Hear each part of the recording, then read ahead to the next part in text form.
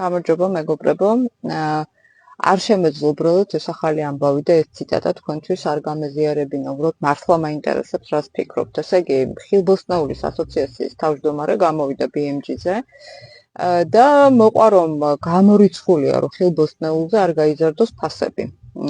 და ხილბოსტნეული ყოველთვის ძვირია ისედაც მაგრამ ფასების კლების პროპაგანდის პარალელურად ის ტყუილები რომლებიც დაახვალა ქართულმა ოცნებამ შექმნა კომისია რაღაც ქართული ოცნების საპარლამენტო კომისია ამ კომისიაში დაასაქმა 14000 ლარიანი დეპუტატები ლაპარაკობენ სრულიად სისულელეს საისისულელეს რომ მოусმინოთ მართლა წარმოუდგენელი ტყუილებია და ესე იგი ჩვენ რა მივიღეთ ის რომ ხილბოსტანი გაძვირდა ბოსტნეულს და ხილს, რომელიც აუცილებელია ადამიანმა რომ მიიღოს პრინციპში და განსაკუთრებით ბავშვებმა, ისედაც ძვირი იყო მთელი ზამთრის განმავლობაში და სულ ძვირია და არა აქვს ადამიანს საშუალება რომ ვიტამინი მიიღოს.